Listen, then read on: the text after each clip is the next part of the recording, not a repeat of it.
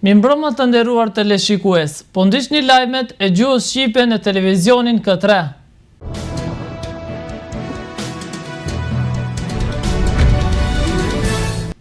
Kryetaria e Gjykatës Supreme të Republikës së Maqedonisë, Lidia Nedelovska, ka shprehur falënderim ambasadorit Gjejs Bejli për bashkëpunimin e deritanishëm dhe ndihmën përmes pjesëmarrjes të madhe të projekteve të ambasadës së Shteteve të Bashkuara të Amerikës në Republikën e Maqedonisë, të cilët janë dhënë në mbështetje dhe të zhvillimit në gjyqësinë në Republikën e Maqedonisë.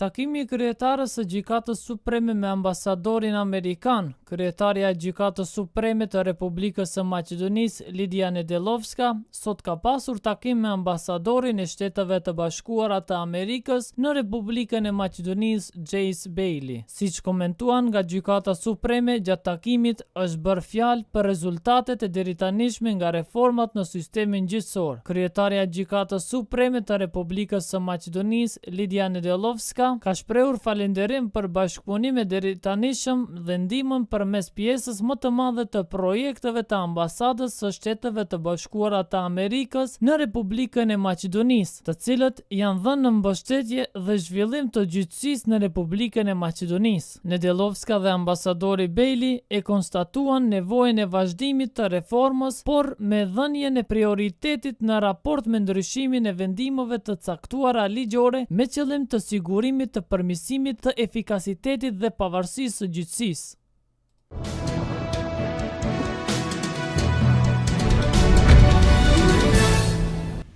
Përgjegjësia e partive është të zbatojnë marrëveshjen e Porzhinos dhe të lëvizin Maqedoninë drejt anëtarësimit të Bashkimit Evropian dhe të NATO-s, potencoi ambasadori amerikan Gjejs Bejli. Ai konsideron se është mirë që partitë politike dhe të gjitha institucionet të punojnë në menjanimin e pengesave për punë normale të prokurorisë speciale publike. Ambasadori amerikan në Maqedoni Gjejs Bejli konsideron se është mirë që partitë politike dhe të gjitha institucionet të punojnë në menjanimin e pengesave për punë normale të prokurorisë speciale publike, ku vendi të punojë normalisht dhe të vazhdojë zbatimi i marrëveshjes së Porzhinos. I nxisim të gjitha partitë politike dhe institucionet të punojnë në menjanimin e të gjitha pengesave për prokurorinë speciale publike. Kjo është shumë me rëndësi për vendosjen e përgjegjësisë për përgjigjem dhe bisedat të cilat dolën prej tij, deklaroi ambasadori Bejli, ku paralajmëroi renovim infrastrukturor të lokalitetit iniciuar nga USAID-i dhe qeveria zvicerane përmes projektit për ekspansion të bizneseve të vogla dhe grupit lokal të aksionit Aber 2015. Në të njëjtën kohë, shoi Bejli, është shumë me rëndësi dhe puna normale e parlamentit. Si tha Bashkimi Evropian dje, përgjegjësia e partive është të zbatojnë marrëveshjen e Porzhinos dhe ta lëvizin Maqedoninë drejt anëtarësimit në Bashkimin Evropian dhe në NATO, potencoi ambasadori amerikan Gjejs Bejli.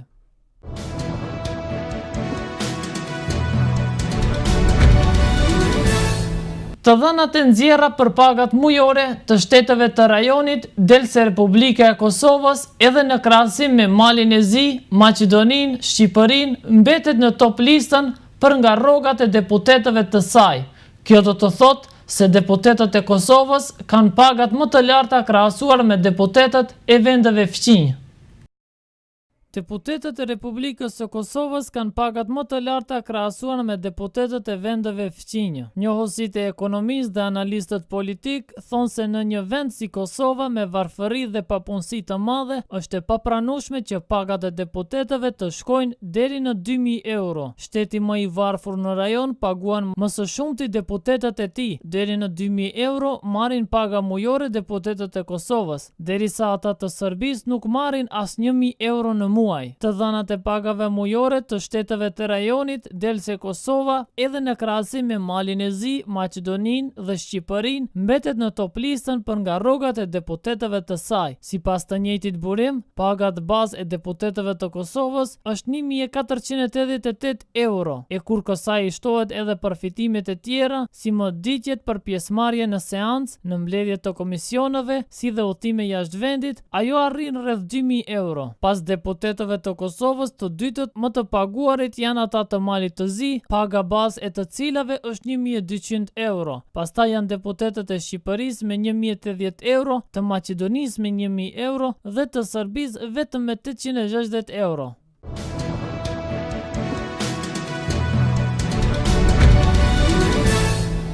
Sipas Angela Merkel, Bashkimi Evropian është mjaft i fuqishëm që të gjejë përgjigje të vërteta për rezultatet nga referendumi i Britanisë së Madhe, ndërsa evropianët kërkuan që asnjëherë të mos harrohet se themelimi i Bashkimit Evropian është ide e paqes. Kancelareja gjermane Angela Merkel shpreh keqardhje të thellë për shkak të vendimit të shumicës së britanikëve që vendi i tyre të braktisë Bashkimin Evropian dhe paralajmëroi se qëllimi i Unionit do të jetë marrëdhënie të afërta me Londrën në të ardhmen. Në konferencën për shtyp kushtuar vendimit për braktisjen e Bashkimit Evropian, kancelaria gjermane tha se Europa nuk duhet të nxjerrë konkluzione të shpejta dhe të thjeshta, të cilët do të shkaktojnë ndarje të reja në Bashkimin Evropian. Deri në dalje nga Bashkimi Evropian, Britania e Madhe i ka të gjitha të drejtat dhe obligimet si anëtare e Unionit. Qëllimi ynë duhet të jetë të kemi marrëdhënie të afërta dhe bashkëpunuese me Britaninë e Madhe në të ardhmen. Sipas Merkelit, Bashkimi Evropian është mjaft i fuqishëm që të gjejë përgjigje të vërteta për rezultatet nga referendumi në Britaninë e Madhe, ndërsa europianët kërkuan që asnjëherë të mos harrojnë se themelimi i Bashkimit Evropian është ide e paqes. Sot në mëngjes Merkel u takua me liderët e partive më të mëdha politike gjermane, me të cilat ka biseduar për pasojat nga votimi në Britani, ndërsa për të hënën në Berlin e ftoi presidentin francez François Hollande, kryeministrin italian Matteo Renzi dhe kryetarin e Këshillit Evropian Donald Tusk, me të cilët do të bisedojë për hapat e ardhshëm të Bashkimit Evropian pas referendumit të Britanisë së Madhe. Ministri gjerman i punëve të jashtme Frank-Walter Steinmeier për nesër në Berlin ka caktuar takim me kolegët e tij prej 6 vendeve themeluese të Bashkimit Evropian.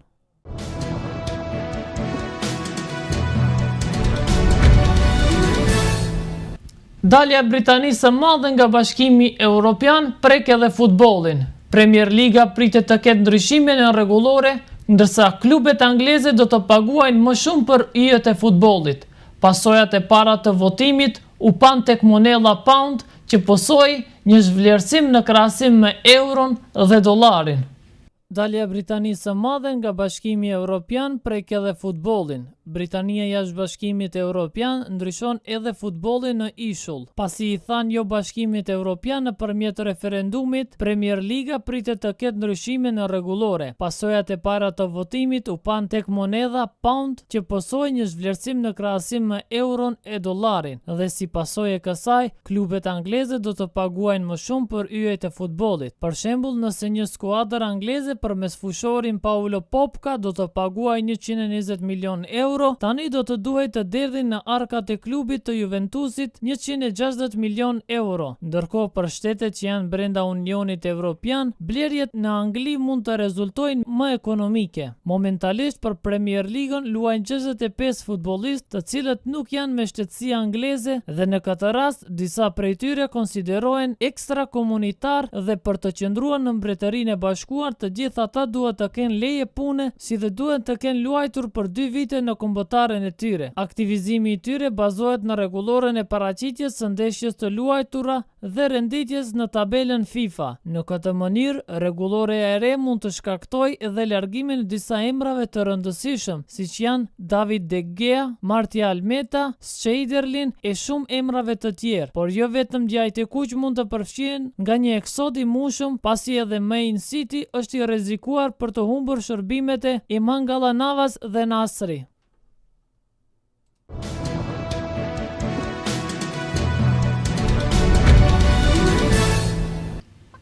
Moti sot në mbarvendin ishte i ngrohtë dhe me diell. Temperaturat gjatë paraditës lëvizën nga 9 deri më 7 gradë Celsius, ndërsa gjatë ditës temperaturat ishin nga 21 deri më 38 gradë Celsius.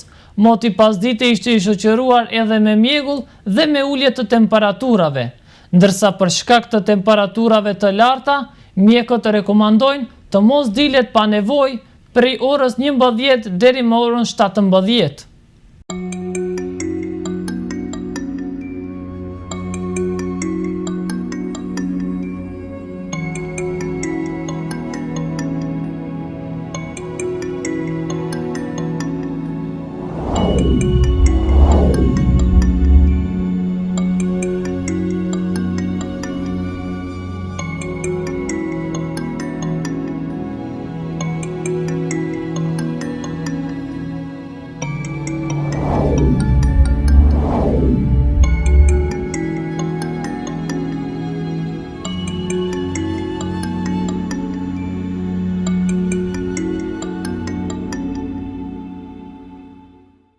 Të nderuar teleshikues, me informacionin e fundit mbi motin, po e përmbyllim këtë edicion lajmesh. Ishte kjo e tëra që kishim përgatitur për ju.